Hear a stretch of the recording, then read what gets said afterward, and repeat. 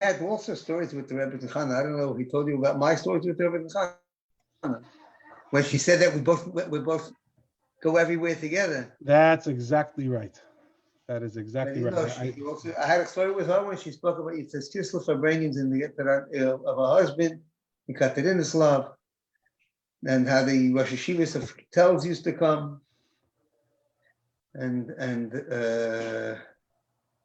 I had a few stories with her when she spoke about every Yud Aleph Nissen.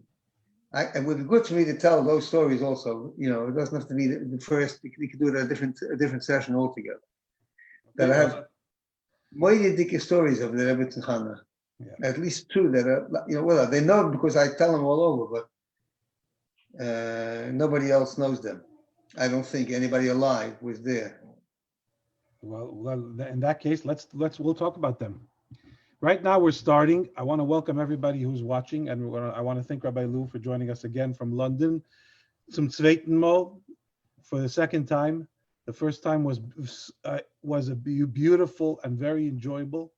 And Mirza Shem, today we'll hear some more schoira, some more material that will help us to live a little bit richer and a little bit better, and be a little bit better in our life as Hasidim and as people. So Rabbi Lou, good evening, London, and good morning, California. Right. It's good to have you back. Your stories from last week, I got feedback from them, and a lot of people were talking about them. And we're going to continue today.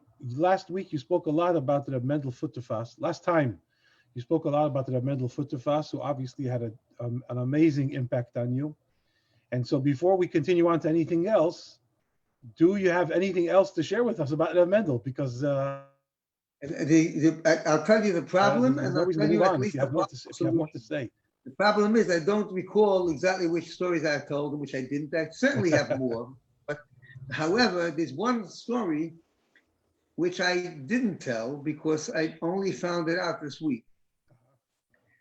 And but it conforms with everything that I thought about him, and there's also another thing I didn't tell them, and that is Reb Mendel Futterfass was an Oived Elikim, and I think I mentioned he was a different style than, let's say, Reb Nissen Nemanov, because he was in the world. He was the story of a Chassid, and you could maybe compare him to Reb Nissen Nemanov, like the difference between Yosef HaTzadik and his brothers. It says in Chassidus that Vayaka Yosef es Echo, v'heim lo yikiruhu. Yosef recognized his brothers, and they did not recognize him. What does that mean? Rashi says two interpretations, but in Chassidus and Torah Or it says that Yaakov understood where they're coming from, why they are shepherds. They were shepherds because, and as well as their father and grandfather, etc., because any involvement in the world in a way which would distract them from their attachment and from their cleaving to Hashem, and that's why they became shepherds, in order to be able to do something where their mind could explore the spiritual realms, and that's what they lived with. That's why they wanted to be in the spiritual world. Yosef, on the other hand, was the same Yosef when he was a 17-year-old boy shepherding the sheep, like Rashi says in Shmois, Hu Yosef Ereyasoinecha, Hu Yosef Shepherd Mitzrayim, and he was the same Yosef in Egypt, even though he was at certain times a slave, at certain times a prisoner, always an organizer, an administrator. Then he became the head of the whole country virtually. And it was a sophisticated economy, and technologically, mathematically, there were things they did in Egypt 3,500 years ago, which all the scientists today still have not figured out. Certain engineering feats, certain chemical dyes that they use in paints, there's things that have not yet been duplicated. It was a very complex society, and he was at the top of it. Who Yosef Hashem Mitzrayim? and he still was exactly the same Yosef. So he recognized how that could be. They did not understand that someone who is that intimately involved in the world could be that kind of a tzaddik, and they thought he's not worthy to be one of the Shiftei Yudke, and that he's called in tzaddik Elyon, the higher level of tzaddik. I heard from I elaborate on this a bit because the Rebbe spoke about it many times, but once I remember hearing it on Chalamoid Sukkis in the Mems, Simchas Beis Sheva, and the Rebbe said, today, compared to 150 years ago, we are like Yosef, living in that kind of a society where 90% of the Jews are probably living in probably 100% by today, in sophisticated and complicated situations, not the relatively simple environment that existed in the shtetl, that type of dwelling 150 years ago. And the Rebbe said, we get the koyach from the Yosef Shebederenu, the Rebbe of our generation, the Frierdiker Rebbe was the Ushkis of Yosef. And he said that we get the power from the Lubavitcher Rebbe. He was referring to his father-in-law, and we know he's referring to himself. That gives us the vision and the attachment to be able to be in that world, and at the same time, and that's a recurring theme in all of the Rebbe's teachings, up to Tzava, the idea of being in a successful, sophisticated society, and at the same time having the same attachment to the deepest spiritual ideals and to Hashem and to Kedusha in a constant way. Okay, so having said that, if I compare the Mendel situation to Reb Nissen Nemenah, for example, Reb Mendel was someone, he was in prison and he was in business. He was in business in London. In Kfar Chabad, his last 25 years or 23 years, whatever, he was in a more spiritual type of situation. But all the years he was, and in that situation, so you know that he was a person who davened, he was an oivid, spiritual. But ultimately, he was an oiv Yisrael. He did it, he recognized as the key to everything. And the last words I heard from him, which I mentioned, is felt bruderschaft. We're lacking, we're not complete in our brotherhood with each other. And many, many times he quoted. You didn't mention that to me. If I didn't, then I should mention it now. Yeah, you should mention it. The last words I heard from him was a few weeks, maybe 2 weeks, a week. The last time I was there to visit him, I went to New York for Gimel. He passed away the day after Gimel Tammuz. So this must have been the end of Sivan, Tavshin Nun Hey, 1995. And he was very weak. And he said 2 words, and I heard it as felt bruderschaft. I was with someone else who thought he said something else. But Reb Beryl Futafas, Shlita, his son, told me that it would be more typical what I heard, which was felt bruderschaft. We have to do more work about our mutual love for each other and mutual concern.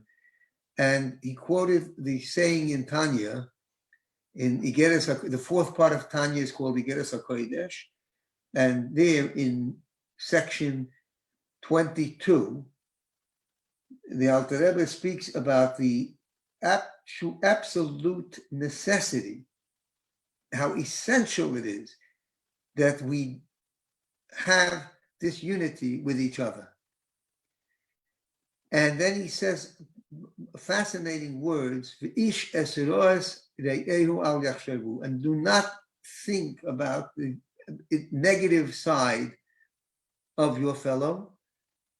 And he uses the word to push it out of your mind, k'machsheves avoda zora mamash, those 4 words. Reb Mendel quoted those words. I heard it from him countless times at Fabrengens, like a thought of idolatry. that you would reject from your mind. You would not entertain the thought willingly, even if it somehow crept into one's mind. And he said, that's what it should be, a negative thought about another person. And when people, not Chabad, let's say, they say, why don't you have an emphasis on, about, in Hasidus, about Lashon Hara, let's say, not to talk Lashon Hara. Well, first of all, the way Hasidus explains the Avei of Lashon Hara is powerful. Powerful, the way it describes it as really, not in negative terms, but in terms of the power of your words to create realities and how you create it. But here you see that the Alter Rebbe says, forget about not talking against someone else, not to think. I don't know anywhere else in the world where it says such a thing. To reject a negative thought about your fellow as if it were an idolatrous thought. This is what Mendel said. And with Mendel,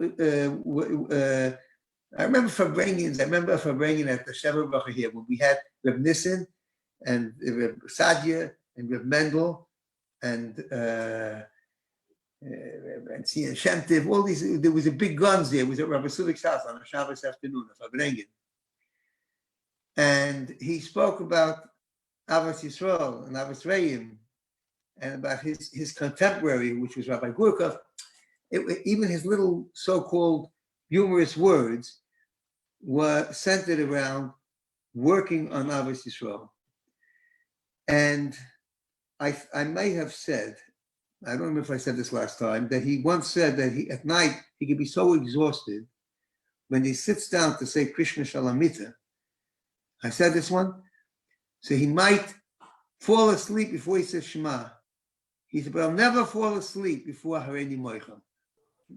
As a prelude to Shema, we say, hereby, God, I forgive anyone who may have wronged me today.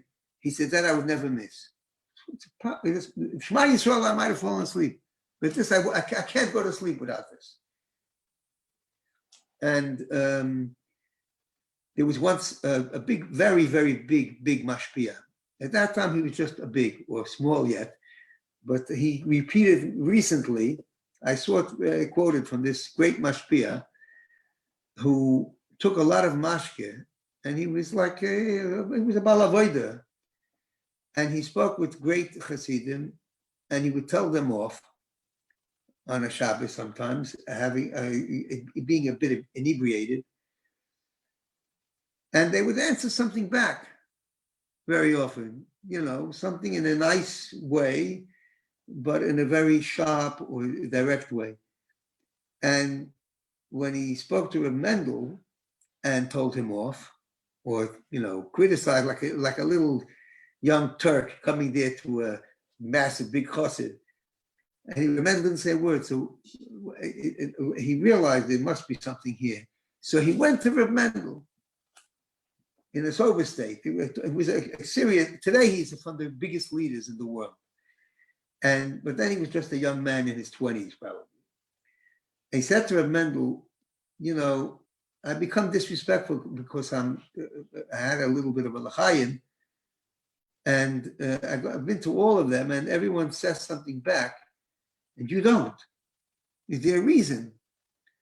So Reb Mendel said, yes, because I work on myself in Krishna Shalamita.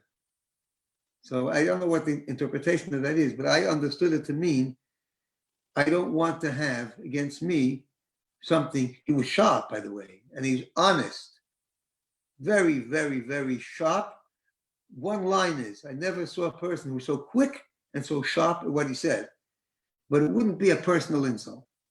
We'd speak about a thing. And so what I read now, this week, where did I read it?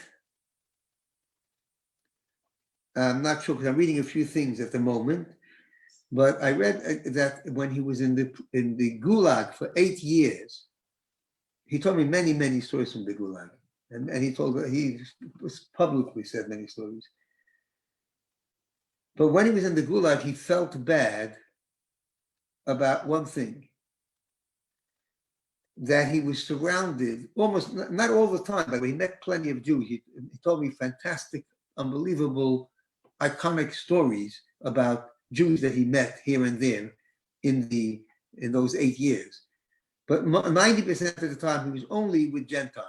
And he worked with them, and he spoke with them, and he was makar of them even. Spoke to them about what's important in life and to think about God. But he felt very bad that he did not have any Jews because he wanted to fulfill the mitzvah of Avas Yisrael. And the fact that he couldn't, because there were no Jewish people for him to interact with. And it's for that reason, he was frustrated and sad, and until he hit upon a solution.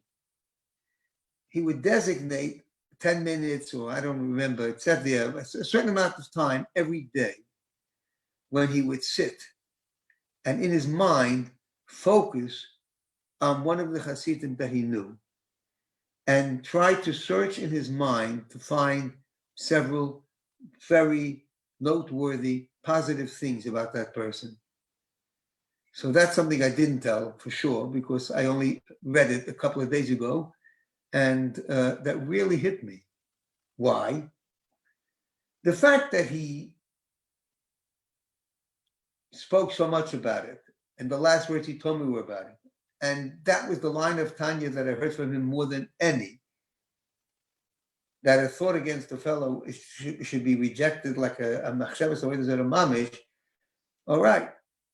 And therefore, those will negative. Don't do the wrong thing. But to feel that he's missing out in life because there's nobody there upon whom he can exercise his emotion of love and of recognition and of admiration, that's big. He wanted to be able to find someone that somehow or another think a good thing. It reminded me of a mechutn of ours, Tzvi Greenwald, Olav Shalom. He was an incredible mechanech. He's not somebody I know from my youth. I met him when I was 40, maybe in the 1980s, and subsequently his grandson is actually a teacher, a school teacher, has this Avos Yisrael. But he had such an Avos Yisrael. This Tzvi Greenwald I'm talking about now. He's a Rishalmi, with a Streimel, everything, but a Chabadnik. He was in the war in 1948, in the Independence War, the Pasha Pikuach Nefesh. He fought for his country. And then he lived in Kfar Chabad. And in the early years of the state, that means in the 1950s, as continued in the 60s and 70s, and until today, in different forms, Chabad, today you have Chabad houses. In those days, Chabad, the population of Chabad and the activists was very, very small. But they went and spent evenings. They would go with a singer, they go sometimes with a musician, and they went to kibbutzim, they went to different places and different groups. And these were the early kibbutzim. These were mainly Eastern European, Russians and Lithuanians and Polish people who had seen a very intense Jewish life and had rejected it. And they were the founders of all these kibbutzim and moshavim. And he would go with his friends and he would speak about the beauty of the Yiddish neshama and the varmkeit of Chassidus. He spoke about positive things. And he's a Rishalmi. And that was his nature at the end of his day, because I spoke with him many times. That, we shared simchas. And he said that the Hasidim there, the Russian Hasidim in Kfar Chabad, would criticize him very strongly. They said, tell it like it is. Tell these guys, tell them exactly like the pasuk. Don't warm them up. Hit them over the head. You tell them where they're going astray, where they're going wrong, and why they're going wrong. They thought he's sugarcoating it. But they thought that he's sugarcoating it. He should tell them off, because they're people that saw a different life, and what you should do is these people deserve an approach, a loving approach, but still one which is like criticize, pointing out to them, say it even in whichever way you want, in a loving way, instead of focusing. And he thought, and he went very often, by the way, and he was a mechanech in the but the Sefer L'Malacha, these places in Chabad. He has thousands of people that he taught, and he thought that maybe they're right. And he went to Yechidus. I heard the story from him several times. I went and asked the Rebbe in private audience, a Yechidus. He says, I've been criticized, and the Rebbe said to him, Chas v'shalom, you should change, he says. He says, they know what they are. You're not telling them, if you tell them you're not doing this, you're not doing that, they're people who know what they're supposed to be doing, they're not doing it. And you'll create a wall, v'smachan avan. You'll create a wall between you and them, and then you won't be having an effect. This way, with the warmth and with the positivity, not chas v'chalila, God forbid, it's not a compromise, but it's drawing the person near, looking for what you have in common with them, as opposed to looking for what separates you from them, or what separates them from their heritage. Anyway, so this Reb Tzvi Greenwald, I once heard at a Mechanech conference, Chalamoid Sukkos, Tavshim Mem Aleph, I think it was, 1980. And he said that he sits with a class sometimes and he makes every kid write something, a line about a different boy in the class. And then he shares it. He gives them one to the other. And there were some kids, he said, that he met them 30 years later, and the guy, he's working as a businessman, whatever it is, and he take out his wallet and he said, I still have that paper. It made me feel good about myself. He considered a considerable part of his responsibility as a teacher, not as a teacher, as a mechanech, as an educator, to teach people to look with a positive eye at someone else. That's what he's teaching people. So I read this thing about Reb Mendel, that he spent time just sitting and reflecting. Let me think of a good point about somebody. So that's Reb Mendel, another story. I think of so many stories about him, but I don't know what I told you. You told me a story. You told me about the 6-Day War. I told you about the 6-Day War. Which point? He said the lesson, it was right then in 67. He told me, what's the lesson? The lesson is, a good cup is a good tank. A good head, a good mind is a good tank. What happened in the 6-Day War is that the Egyptian soldiers had the state-of-the-art Russian tanks, Soviet tanks, and they ran away. So the Israeli soldiers went into the tank and turned it around and used it against the Egyptians themselves. So he said that a good head is a good tank. He says that what really matters is not how state-of-the-art it is, but what you're using it for. Where's it pointed? I mentioned about Mivtza Tefillin, I think. I've been interviewed a few places in the last few weeks, so I'm not sure what I said where.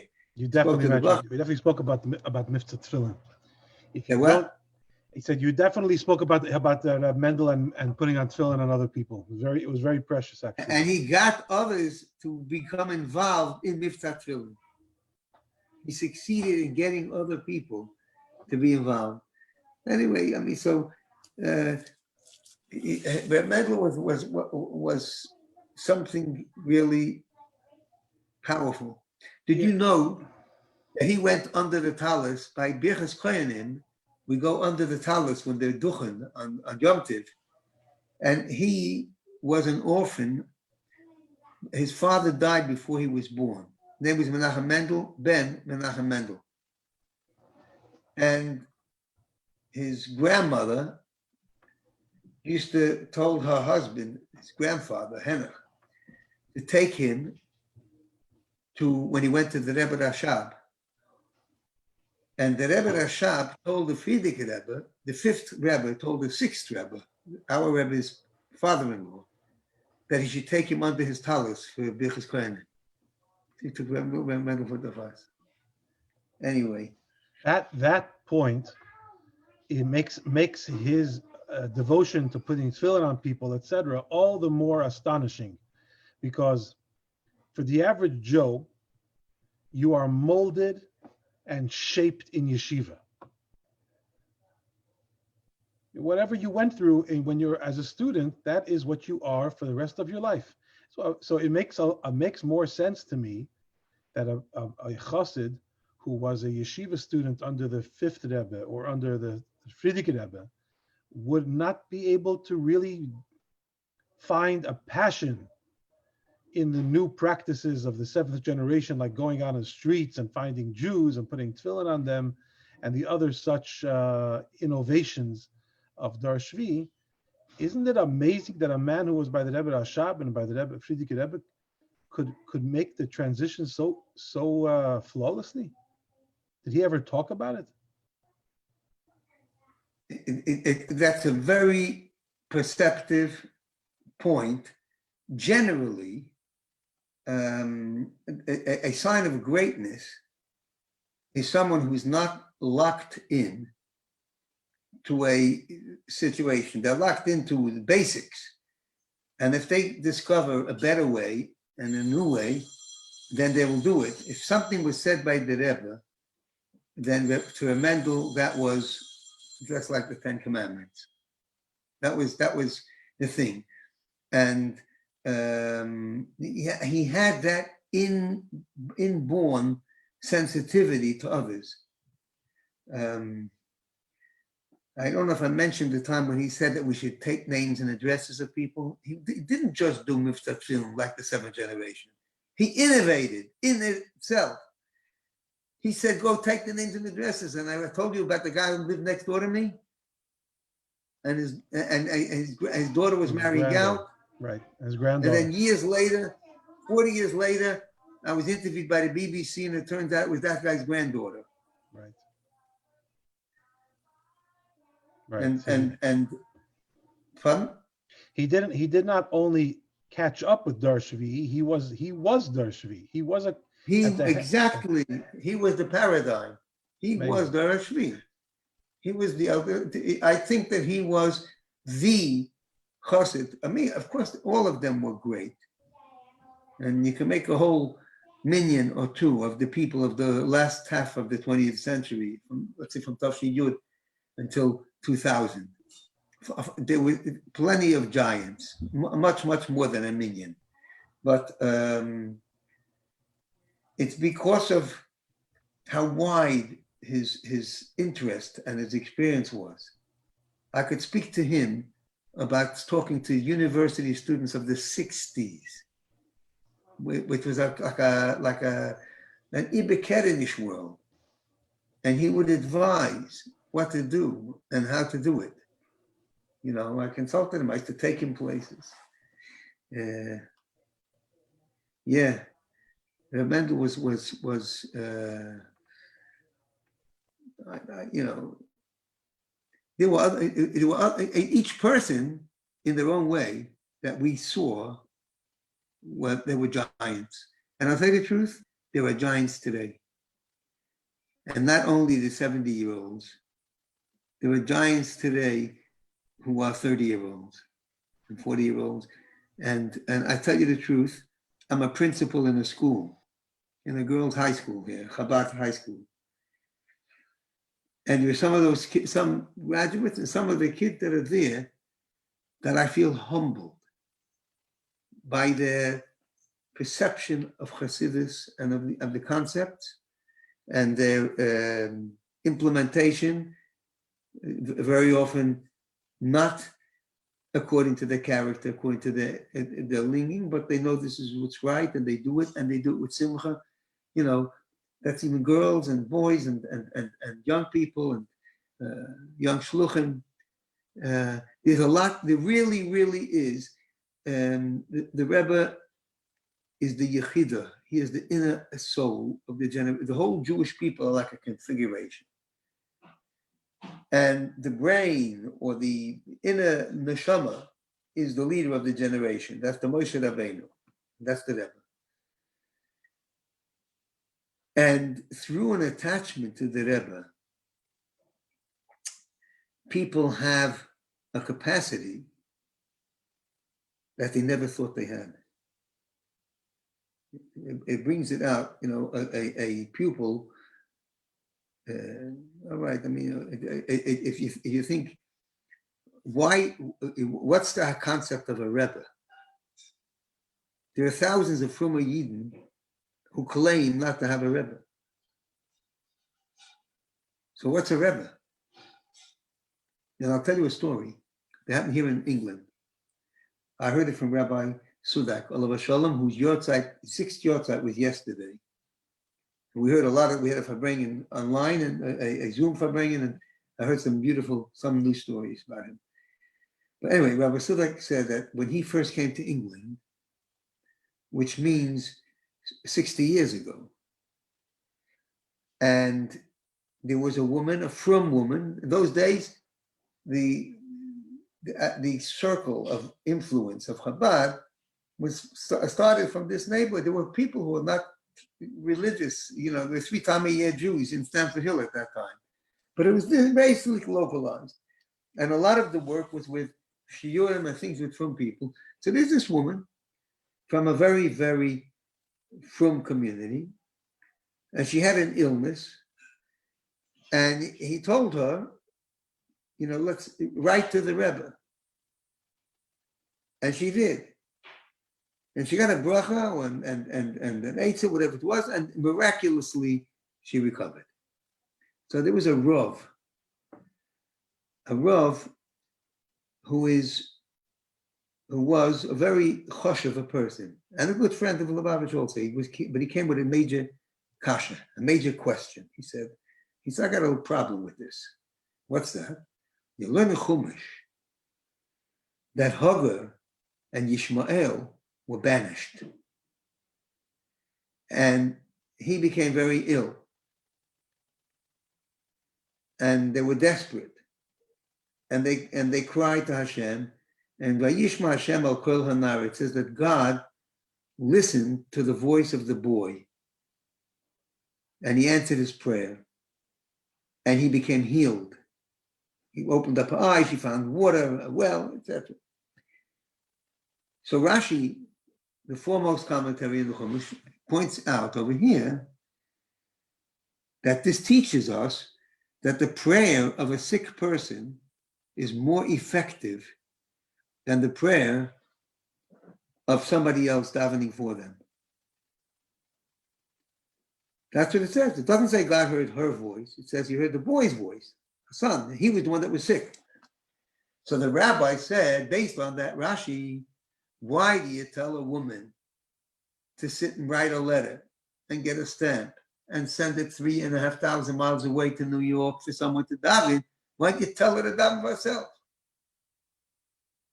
Now, somehow, that question, I don't remember that part of the story, how it got, but that question got to the Rebbe himself. Or maybe the rabbi asked the Rebbe. And the Rebbe responded. And the Rebbe said that the concept, the idea of asking someone to daven to Hashem for someone who is ill or someone who is in a desperate state of whatever is not an innovation of Chabad, and it's not an innovation of Hasidus. It's something that we find in the Gemara 2,000 years ago. In the Gemara in Baba Basra says, if there is a sick person in your house, in one's house, Yelech Eitzel HaChocham, he should go to the sage. The Chocham there is like the Chocham in the Haggadah. It means a tzaddik, like the Chacham. The Sfadim, they still call a great rabbi a Chacham. Go to the Chacham. It means go to the tzaddik, and he should daven to Hashem. And it's logical also, because that person is closer. The pathways, there's no blockage. There's no plaque in the arteries. It's going straight. So, and they're standing on a higher level.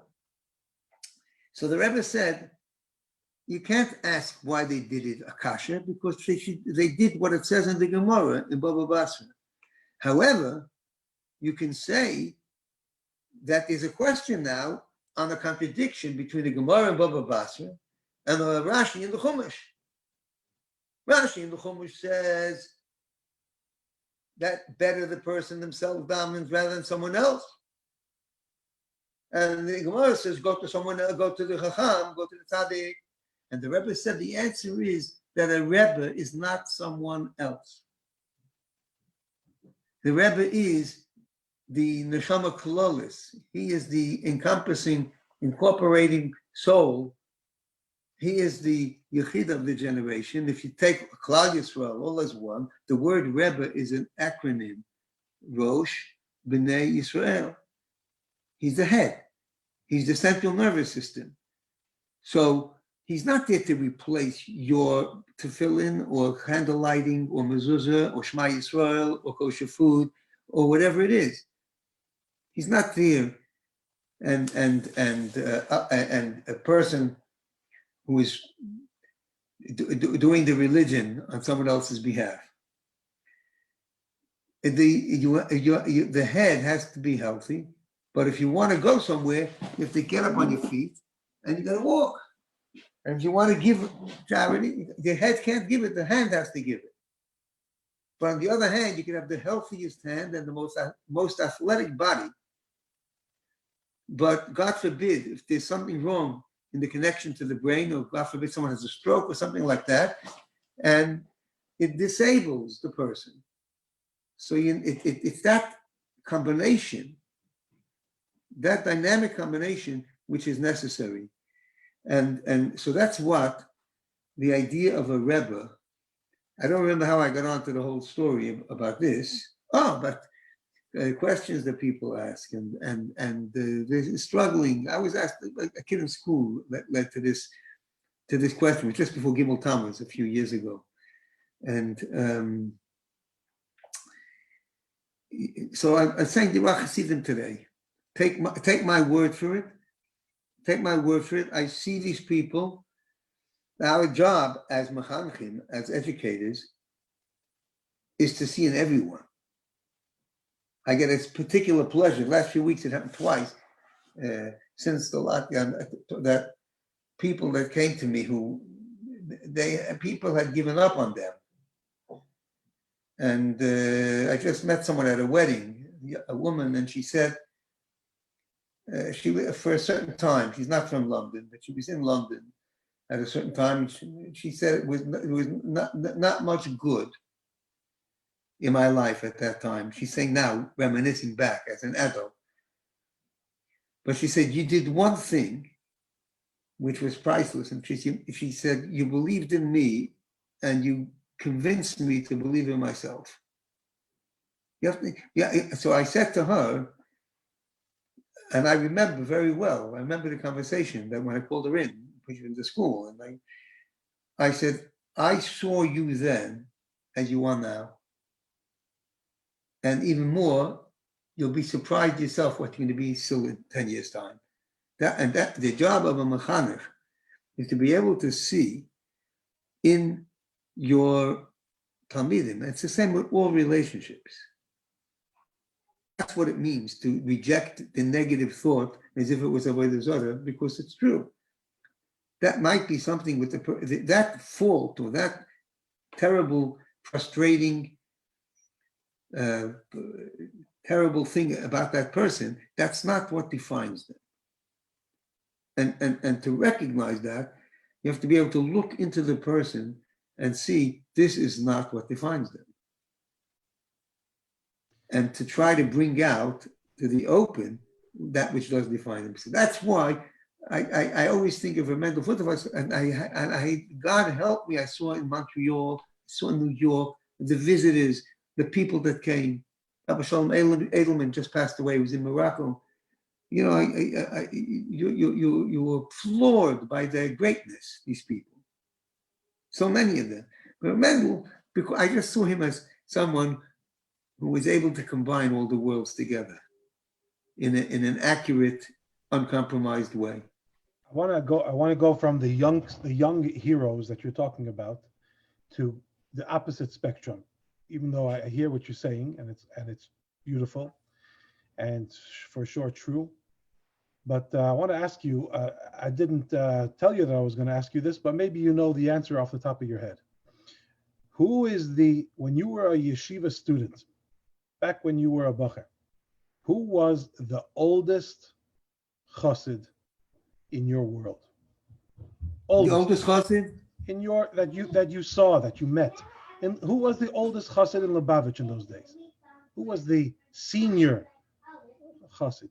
I didn't check on anybody's birth certificate at the time, but I'll tell you some of the elder chassidim.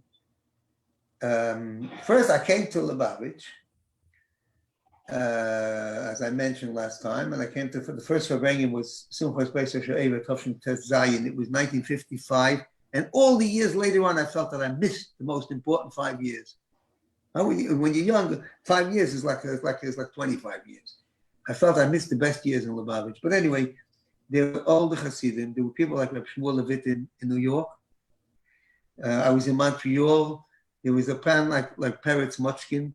He was like the older Chassid. And there was Rabbi Jacobson. The ones who influenced me more and drew me in, well, the younger ones at that time. You know, the Bachrim or younger light, I mentioned the Moshe Lazar, Rabbi Geshem Mendel Gerelik, the Shem Tivs, especially Avremel Shem Tiv, and Beryl Shem Tiv was the first person I learned from. Ishmael Gurari is younger than me. You know, but because of that, I spoke with him, and I saw something here. Many people like this. Many people who are, you know, and when my first yechidus after I was at Tomen, it was my second yechidus, but the first one after I left Yeshiva Torah Vodaas and I was in Lubavitch, it was about 4 a.m. Shvat, Tovshin, Chai. And it was a long yechidus because of a certain problem that I had, but in the middle, just the Rebbe told me to look for opportunities to have hashpa'ah. And he said, it could be someone who is a contemporary or a sachava or something. And the people I looked up to, a lot of them were people that were older than me mostly. Rabbi Sudak himself, I knew him, you know, then, but he was the one that Moshe Feller. He was in Torah Vodaas, so he was a year and a half older than me. So all of these people were people that I was looking up to. And then I discovered all these elder Hasidim, and some of them I had a close connection to. You know, you saw them, older Hasidim, there were people, Rabbi Beryl Baumgarten, later years, Rabbi Mendel Baumgarten, Aleim Hashalom. Do you know, do you know how old a person would have to be to walk the earth with the Alter Rebbe and the Rebbe? There was somebody who saw the Alter Rebbe and the Frierdiker Rebbe as he was in a little Vigala. Well, the Alter Rebbe passed away in 1812. The answer shocks me every time I think about it. Yeah. So he would have to have, if on the day he was born, that person saw the Alter Rebbe, which was in 1812. Right. And then in 1902, when the Rebbe was born, that was 89 and a half years later. So, you know, that's the span. It's a very short span. It's such a short span.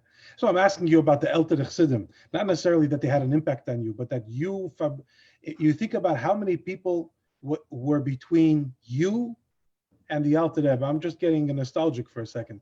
But you fabrained with Reb Shmuel Levittin, and who was Reb Shmuel Levittin's mashpia, and who was his mashpia? And who was his mashpia? You probably get to the Alter Rebbe already. Shmuel was Munkes. born in 1882. 1882. I think so. 60 years after the Alter Rebbe passed away. Yeah. So his mashpia could have seen the Alter Rebbe. 70 years. Pardon?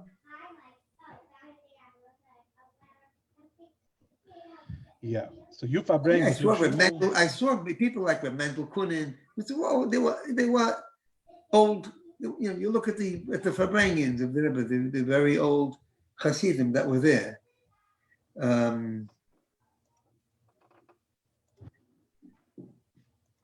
Right. There were old Hasidim. It is another thing.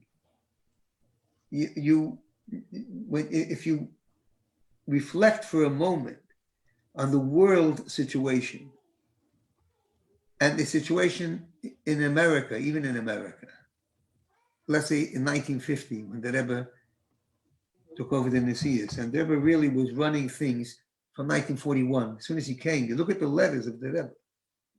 Look at the Rebbe, and anyone, I was a kid, a teenager in the 50s, but you start thinking of what was going on and the whole mentality. There was no money, there was no leadership. People were just about to get up from the floor from the Holocaust and from all the other the revolutions and all of the turbulence of the 20th century, of the first half of the 20th century. And even the people who survived, and they were in different countries and different challenges that were there, it's mind-boggling. And you look at the Rebbe, and look at the Rebbe's letters in 1943 when they knew what was happening, and in 1953 and in 1990, it is a direction. There's a laser beam there. And every letter I read on Gimel Tammuz, Tovshin Nun Dalet, on that day at the Oyel, at the low point of my life, when there was the Levaya, they were putting on the earth. I made a hachalota for myself. I made 2 hachalotas, but one of them was that I would start a regular shir in Igros, because I already had more or less look at every day my sichos of the Rebbe. I try every single day anyway. But this one I didn't have a career. When the new Igros came out, I would take it home. I'd sit till 2, 3, 4 o'clock in the morning, leaf through it, and then it goes on the shelf. That's it. And I started reading them now in the second half of Chelik Yud Aleph, 4th time around. And I find it fascinating, Limud, because it's chronological. They wanted to know, they asked the Rebbe if they should do it by subject or chronological. I didn't know that. I thought that it was just normally just doing it chronological like all the other Rebbeim. And the Rebbe answered, I saw this in the Techayenu, in the Techiyah, that the Rebbe said, whichever will make it happen earlier, quicker. But I suspect that the Rebbe also wanted it chronological because it's a different limud. With it, there's so many things I notice. So many things, like the dates. Erev Pesach. You test Kislev, the day he's going to have a Fabrengen that night. He started Fabrengen. And the Rebbe's down the job, every day. Erev Shavuos, he wrote a beautiful book there about Achitophel. You see how the Rebbe was there constantly. You see how, I was just this morning thinking, I saw a few of the letters, that every letter that the Rebbe is, almost every letter is a problem. As anyone that does any counseling, that person needs a therapist besides a break every so often. Every single letter is, well, not only a problem, but the person is saying, I'm giving up, or I can't do it. And the Rebbe is encouraging them. And this is in the 1950s. This is not in the 1980s. This is 1950s. And I worked at that by Tafshi Yud Beis, around 2 years left. The Rebbe was maybe 50 years old. He was in touch in the volume of Idris. He was making things happen in about 20 different countries. Look at the letters. There was no shluchim. They were just writing to people, and every single letter is telling people something, an activist thing, how they can do it. I heard a story from Rabbi Shimon Hecht, Rabbi J.J. Hecht's son. I heard it from him a couple of times, because I asked him to tell it over. The Friedrich Rebbe, Rayatz, Rabbi Yosef Yitzchak, the sixth Rebbe, had a stroke in 1945, and he spoke, but in a way which was very difficult for people to understand. It was very hard to understand him. So when someone came in to see him, there always had to be someone else in the room. As private as an audience of Yechidus with the Rebbe is, it had to be, because otherwise the people could not follow what the Rebbe is saying. And the person would say to the person who was accompanying the Rebbe that day, basically what it was about, and the Rebbe would answer, and this person would give it over to them. And so J.J. Hecht said that there was one day when nobody was available. Usually it was members of the family, maybe the Rebbe, maybe the Rebbitzin, Rabbi Simpson. Yeah, I don't know who they were. This is before my time. But there was one day, maybe it was a wedding. I don't know. There was for some reason, nobody was there. So he was asked if he would do it. This was like in the late 40s. And he was there. And he told his children that he was sick, literally sick in bed for 3 days afterwards, trying to recover from the tzoros that he was exposed to, the problems that he was exposed to in those 3 days, in those 3 hours. It took him 3 days to recover from it. That's story number one. Story number two is that Rabbi Gershon Ben Jacobson, he was a journalist, a very big chassid, and a son of a very great chassid, the father of Rabbi Y.Y. Jacobson and Rabbi Simon, and father-in-law of Manhattan, and a special man. And he worked for Israeli papers, and he went to Russia in the I'm not sure, maybe with the 70s. I'm not sure, 60s, 70s. Probably the 60s, before the Six-Day War, and maybe, I don't know. And he went there, and he met all the Chassidim. And when he came back, he had a debriefing session with the Rebbe.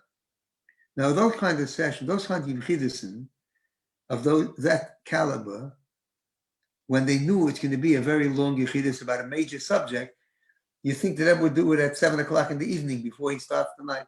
It was after all other Yechidus was finished. So then the Rebbe, the sky is the limit, how much time they could spend together. And he was there. It started maybe at 2 or 3 o'clock in the morning, and it went on for hours, and he reported the people, the things. There were tears. There was a lot of heart-wrenching situations that had to be reported about. And then, in the morning, the Chiddush was over, and the Rebbe got up and he was going to leave. It's the end. And he was there also. And the Rebbe pointed to the window, and you could see that it was getting light. And the Rebbe gave a big smile and says, "Es leicht a neue Tag. A new day is dawning." And as far as I was concerned, that's a philosophy in life. It's a philosophy in life that, struggles are struggles. God forbid to be insensitive to anything. But now, what am I going to do in a positive way? This you saw the Rebbe embodied it. Didn't just teach it. He lived it and showed it. And he was aware, intimately, deeply aware, because there was a person that wherever he was total. And not only it didn't phase, he had an opening to it. I say, The Rebbe says, learn about Mashiach and Geula. That's what we should do. The best thing to bring Mashiach. And I said, every word of the Rebbe's Torah is Geula. It might be a concept that's in exile, and somehow it shows you the key to open it up. There's a problem, there's a situation, you're talking about the past, you're talking about the future, Mashiach will come, and there's a clarity, there's a laser beam through everything, and it's showing direction. Okay, I'm going to show you a picture of a chassid. I'm going to move to somebody that we haven't spoken about yet. Okay, I'm going to show you a picture. We'll look at it for a second. And you tell me your comments on this picture. Hold on one second. Let me see if I can get this up. Okay.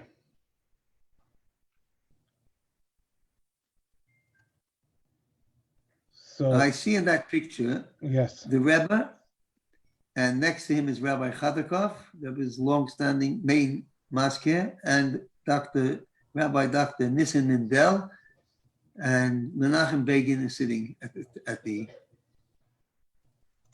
thing. So it's presumably about 1978, 7, right. approximately. So what I wanted to ask you about is the man in the middle, the man standing at attention with his double-breasted jacket, Rabbi Chadakov, who to people my age is one of the biggest mysteries in the world, because you hear about him all the time, but very few people talk about him. Only the connection that he brought answers from the Rebbe, but about his personality himself as an individual, what kind of a person he was, you don't really hear anything about that. And I want to know if you could, if you have the koyach to talk to us about Rabbi Chadakov a little bit. I have the koyach, but I'll give it another 10, 15 minutes because I have another session soon, a regular shia here. It's a very good question. That deserves really an hour of its own, Rabbi Chadakov. But I'll tell you, Rabbi Chadakov was the Rebbe's personal private secretary. I had the tremendous privilege to spend many, probably tens of hours over the years talking with him. I took notes very often. He was like my mashpia in a sense, but I wasn't the only one. There were many people who availed themselves of having a person like that, of that greatness. He was a great person. He was a great person. And he recognized, he was born, everything I'm telling you about him, I heard from him himself. I always thought, everyone knew him as a Yekke, as a German-style Jew. And he actually was born in Beshinkovich, which is in Russia. And his father was a chassid, a zitzer by the Rebbe Maharash, by the 4th Lubavitcher Rebbe. And he was educated mostly in Riga, where it was that Yakisha style, in the Torah and Derech Eretz school that was there. And he was the head of the school, and he subsequently was in the government. And he was a brilliant, first he was a chassid, a very, very religious man. Very, like all kinds of hidurim and all kinds of things in his life that he hardly ever compromised on. I said hardly ever. For example, when he was walking alone on Kingston Avenue, on Brooklyn Avenue, he would cross the street where he got the Union Street, the corner. But the Rebbe wouldn't. So when he was walking with the Rebbe, he walked with the Rebbe. He understood. He understood what it means the Rebbe. He is a person who recognized, he said later on, that I think the first time he saw the Rebbe was saying, V'yiten l'cha. The Rebbe was davening from a siddur. And Rabbi Chadakov, who was this brilliant man, was mesmerized by the power of the simplicity of this man who he knew is a great genius and a great how the Rebbe davened. That's the first thing that drew him to start looking at him. And subsequently, the Frierdiker Rebbe asked him to be the secretary to the Rebbe. So he worked with the Rebbe. Now, from 1941 to 1950, the Rebbe's room, when the Rebbe arrived as a refugee, and there was nowhere to live even. The first few nights, he lived in that room. That was the Rebbe's house. That one room with the Rebbetzin.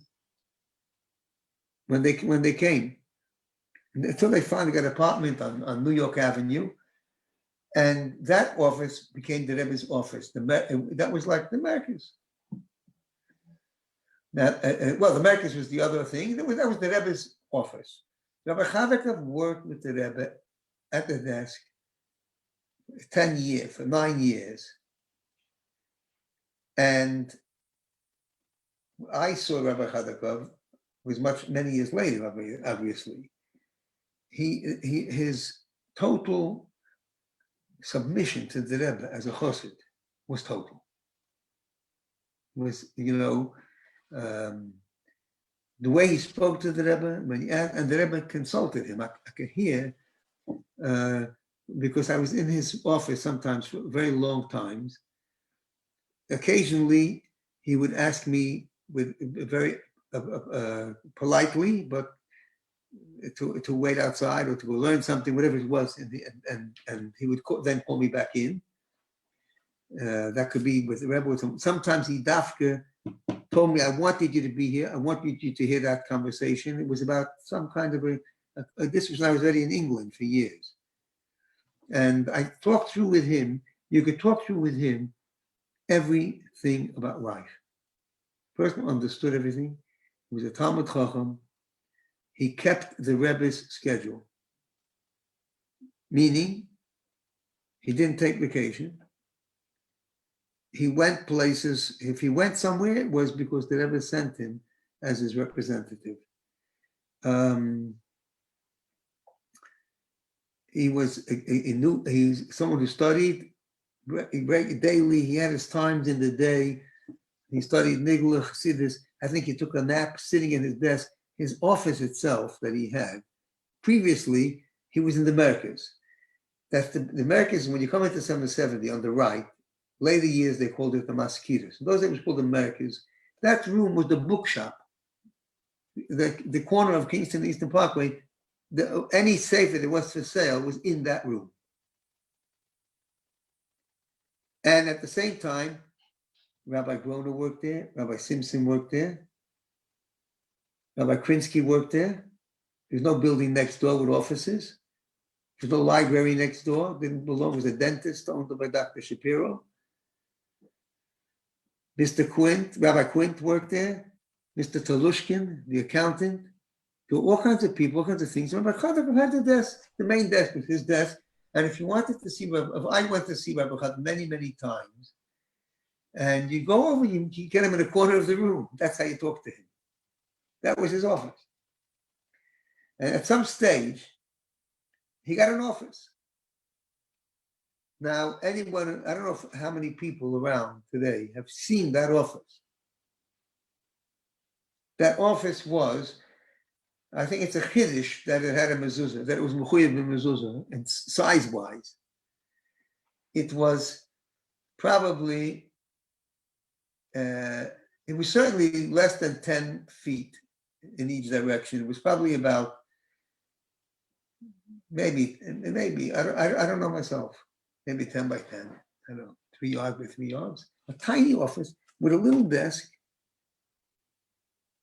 and a little chair on the other side. You would like a cramped little place, was piled up with kinds of papers. And from there, he was doing shlichus of the Rebbe. When he would phone you up, Rabbi Sudak Alav Shalom, yesterday was the Yortzeit, so a few people from around the world spoke different aspects of him, of Rabbi Sudak. And one of the people who spoke was Rabbi Mendel Azimov, who's today the head shliach in France. He's a nephew. His mother is Mrs. Sudak Shlita's sister. and so he's today the head shliach. And as a teenage boy, from age of 12 till about 14, for Yeshiva Katana, he studied in the Mechina in London. So he lived here for about 3 years, Mendel Azimov, till he went to Yeshiva Gedola. And he stayed. We didn't have a dormitory, don't have one today for the boys, for that age. So he lived by his uncle, Rabbi Sudak. And he just said 3 things that he saw at close hand. But one of them was that Rabbi Sudak always had, not far, both in his office and in his house, his hat and his gartel were not far, were close at hand, because Rabbi Chadakov would call him very often. And he knew that when Rabbi Chadakov calls, very often the Rebbe would be on the line. And he wanted to make sure that if the Rebbe got on the line, or if the Rebbe was on the line to start with, that, so Rabbi Chadakov was there. I made a call once to Rabbi Chadakov about a very, very, very controversial thing. And I said something, and before Rabbi Chadakov could answer, I heard clear as a bell the Rebbe's voice saying, "Who said this?" Responding to what I said, and then immediately afterwards, Rabbi Chadakov repeated those same words, as if like he was hearing it. I believe he had 2 phones. He had the phone he answered, and he had an intercom phone. So he was probably both. I can hear clear as day the Rebbe's voice saying something. So it was very often that the Rebbe was on, and the Rebbe would sometimes speak with him about some things. He went into Yechidus every day to the Rebbe. And before there was Yechidus, before the appointments for that night, he went to the Rebbe to prepare for it. The other Maskirim, they were there. They were working under Rabbi Chadakov in the Maskiris. Rabbi Prinsky, Rabbi Grona, Rabbi Klein, in later years from 1960s. So Rabbi Chadakov would prepare. All tzedakah from the Rebbe went through him, and he would write on it which maskir this belonged to. Everything went through him. And at the end of Yechidus, which could be on a very early night, it would be about 1 o'clock in the morning. 12 o'clock was almost never. But 12, 1 o'clock in the morning, they would end early Yechidus. So it could go till 2 or 3 or 4. People went into Yechidus 8:30, 9 o'clock. And I went into Yechidus a number of times. It was light outside. You're talking about through the night, literally. But at the end of all Yechidusim, until a time when the Rebbe told him he has to go home. This was much later years. Rabbi Chadakov went into the Rebbe every day.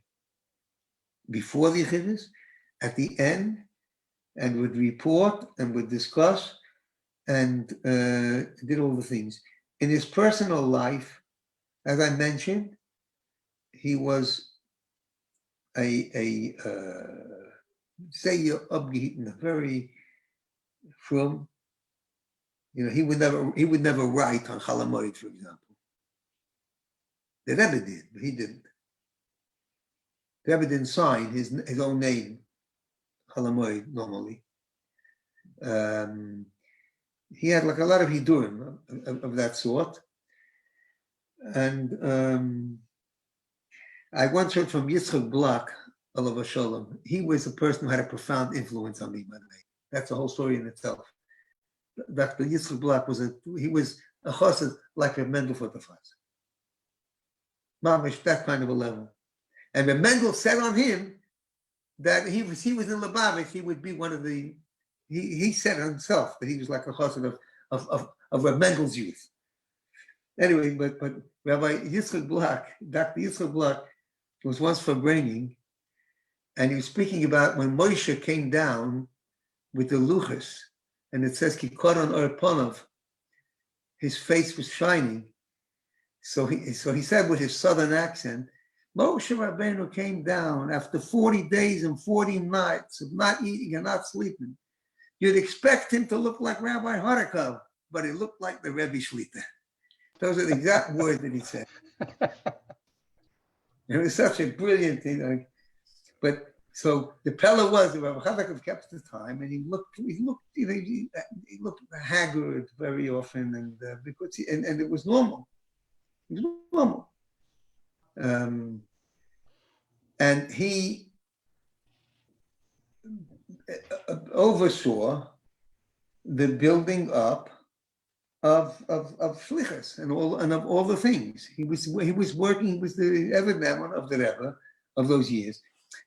When it came to implementing it later, and in the last 40 years, it's been Rabbi Moshe Kotlarsky, that particular side of things. And Rabbi Krinsky, each one of the people, the Rebbe employed about half a dozen giants, and he kept them all busy overtime.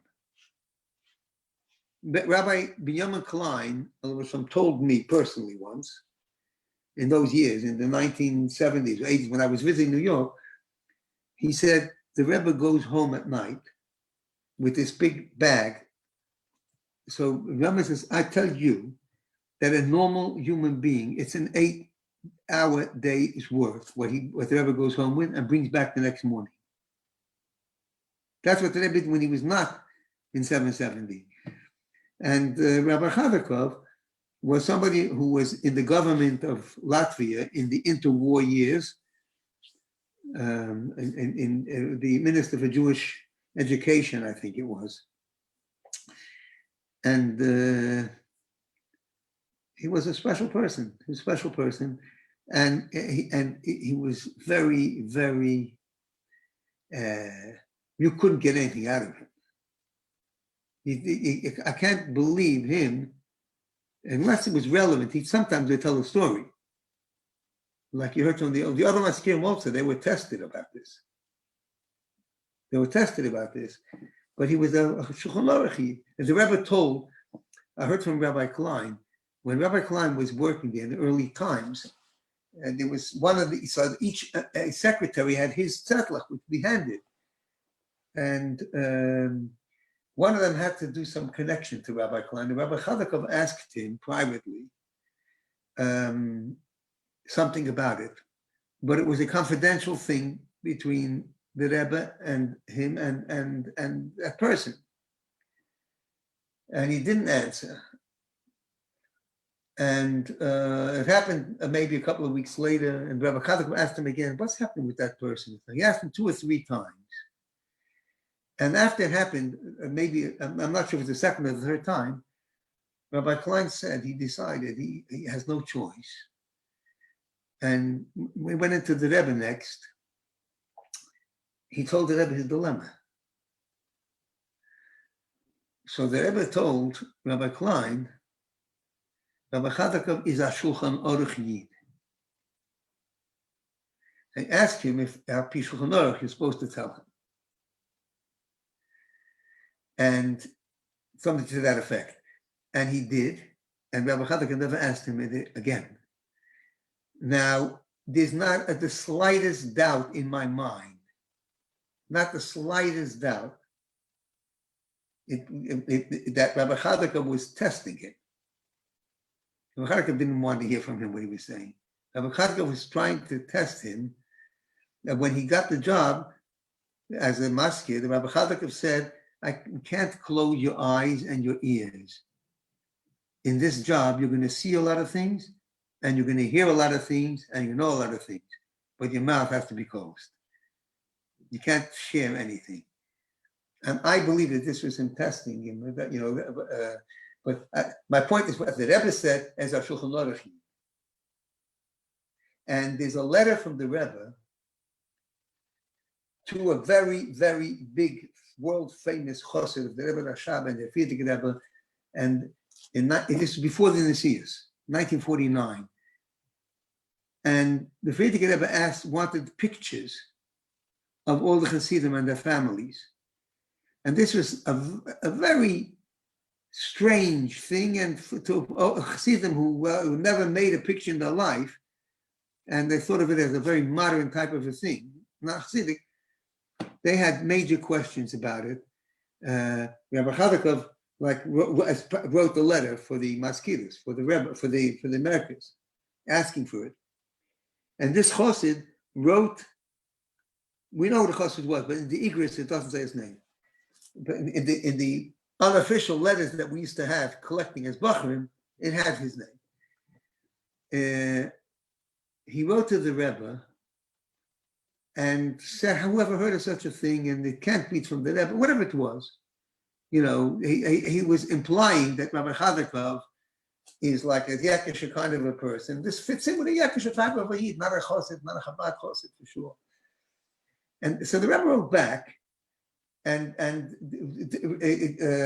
answered all his points as the Rebbe would, and then the Rebbe said at the end, "Rebbe, so and so, vivoli the Shir Kirtakidin. How much can you criticize already?" He's telling this person off a little bit. But first he answers all his points.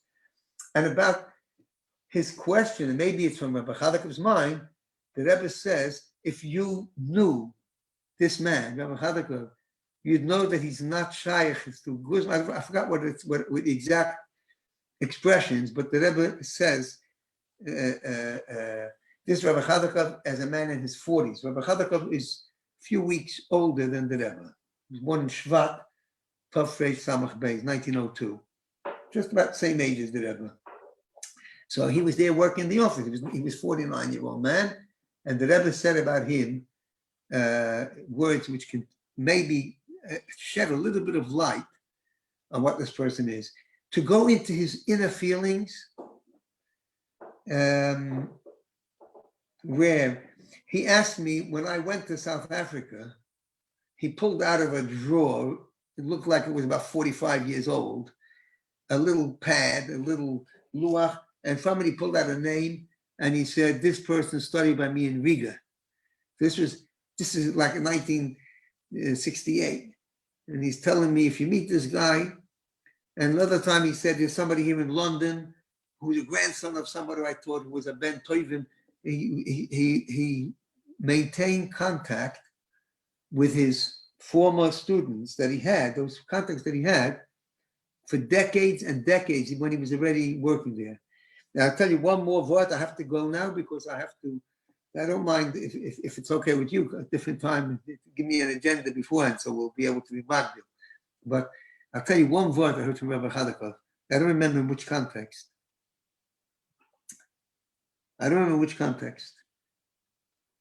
But he told me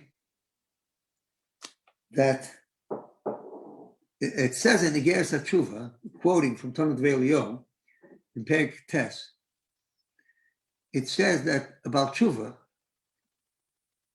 should double his capacity. So it says if he used to learn one page a day, one perek a day, he should now study 2 prakim a day. If he used to study 1 daf a day, 1 page a day, now he should study 2 pages a day. So he asked the Rebbe if he has the capacity to do 2 pages a day, then that's what he has to do anyway. And if he doesn't have the capacity, why are you asking a person to do something which is impossible, which he doesn't have the capacity for? I don't remember why he told me. And he said that the Rebbe told him 3-word answer. Das ist tshuva. That is tshuva. Now, he didn't tell me an explanation of it either, and I don't remember. Rabbi Chadakov didn't just tell you things. What he said was, it was, so I don't know why he told it to me, if it was answering to me about something, but I remember that story very, very well. And how I interpreted the story is that if you do tshuva in a proper way, your capacity is expanded. You become capable of more than you were. So it's not a question, if I can do 2, then I should be doing 2 anyway. No, you can only do 1. But you're about tshuva. You're going into your own innermost self. Now you have the capacity for 2. Your capacity has changed. That's how I understand that word of the Rebbe. Many other things he told me. He would go to the Rebbe sometimes. I remember a few things I asked when I was writing into the Rebbe. I told Rabbi Chadakov privately, and he asked the Rebbe. Well, I'll tell you one other one. I had this chus to make a shidduch for somebody. A whole tough thing. I don't want to go into the details. I don't want to go into the time. Baruch Hashem, a very happy, very, very, very, very successful, happy marriage. A lot of kids and married. I was at the wedding of the youngest already. And it was the Yechidus night. And they wrote in, and I think that the Chosim was in Yechidus, but they wrote in afterwards, and the Rebbe gave an answer. And for the Shidduch, a bracha. But it ended with the words, V'yavasa toiv. And now, so I was b'shatchen, and that was by that time I hadn't made that many shidduchim. It was certainly one of the first 10, probably one of the first 5, maybe one of the first 3 shidduchim that I ever introduced people. I've been involved with hundreds of shidduchim, but actually that I had was the one that was running it and had the idea and everything else. I used to do it in those days a little bit.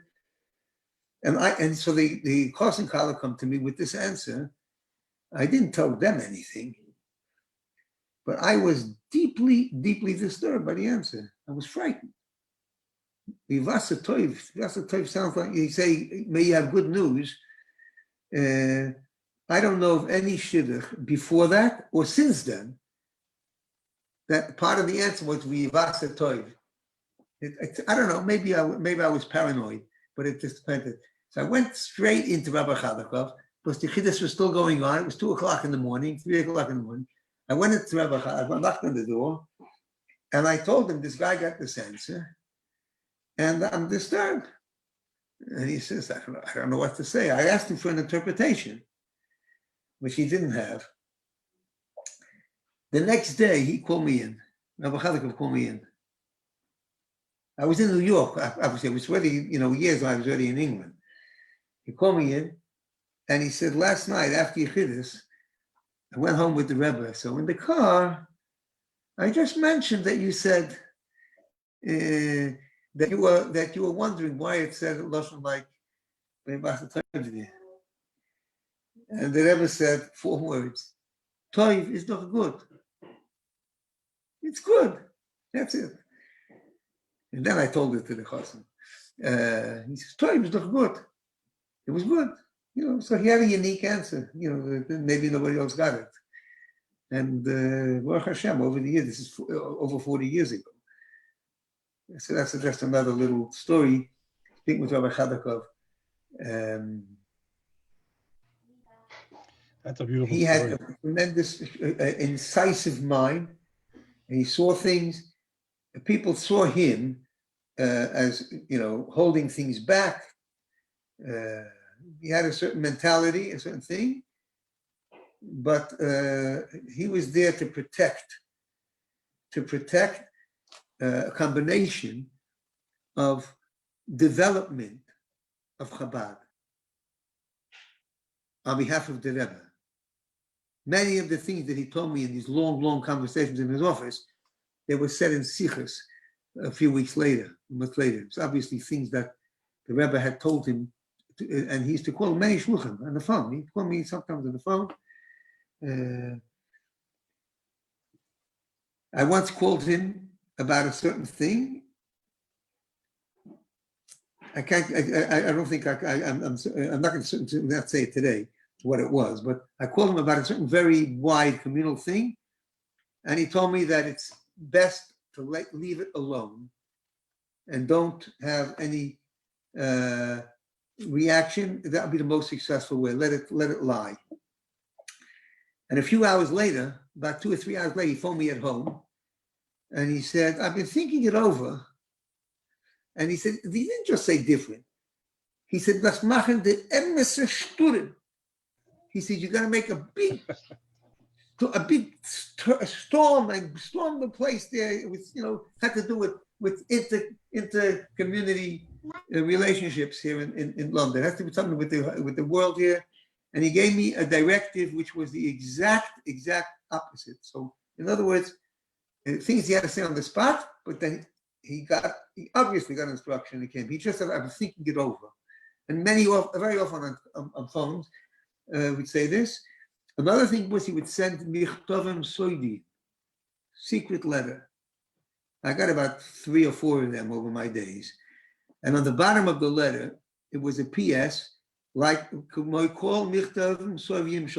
all of our secret letters. You read it and you send it back over here. At least one of them, I copied it myself, not a photocopy. I wrote it, but I sent it back and I said, I want you to know this is what I did. And if you want, I'll destroy it. And I didn't get any answer on that. And many other stories just about the relationship with him. But I know there were many shluchim who spoke with him. He reminisced, but he was a man of action. And at the same time, he was well aware of the responsibility which he's telling to young, wild people. Yeah, and wild in the good sense, but the people build up all the shlichus in the places to make sure that it's within the confines of what the Rebbe wants, or what the halacha wants, even though sometimes it can seem a little bit, restricting and constricting, and we can really become very big. We can do this, that, the other. It had to conform, and the price you would pay was more than worth it, not to betray or to compromise on our deepest values. So Rabbi Chadaka that's another part of him, besides what he was personally as a leader. Because of that, sometimes people would say that he's restricting or holding back, but he was the one there. I heard also from Rabbi Isaac Shvei, who was one of my big role models. He was a bacher when I came to Montreal. And but he was once trapped over here. The planes didn't go or something. His plane was. He stayed at my house. I had the tremendous zechus of spending better part of 24 hours with him. He visited me at supper, and he had to come back. He went to the airport, and we spent a few hours. And he told me that he had Rabbi Chadaka would call him in, and they would have discussions on matters of principle. He was saying that. They were talking about shlichus. He discussed with Rabbi Chadakov whether any person can be trusted to conform to the place he sent. You're talking about that. Then it wasn't workers or sub-shluchim. It was head shluchim who built up countries. Is the person headhunted? Is he the right person for that place? Or does he grow into, everyone grows into where they are. But is it somebody who's totally, you don't have to see it or not? That type of a discussion. So he did discuss this type of matters with people, Rabbi Chadakov, because I heard it from Rabbi Shvei. I didn't hear it from Rabbi Chadakov. I know my father's going to hear that you have what to say about Rabbi Isaac Shvei, and he's going to want to hear the rest of it. Huh? I have a brother named after Isaac Shvei. I know. My father spoke about I know, and one of my big role models of people a bit younger than myself is your father. And I follow him, and I think he's an oived elokim. The side that people don't know about him is that that he works on himself, and he never says it. And he never said it to me, but I know it. I just know it. I see it. So we share that admiration for Rabbi Isaac. I saw a lot of great people, and I told you I see it even today in the young generation. It's important to realize it's not a world that was. It's the world of the future. It's there. The Rebbe leapt.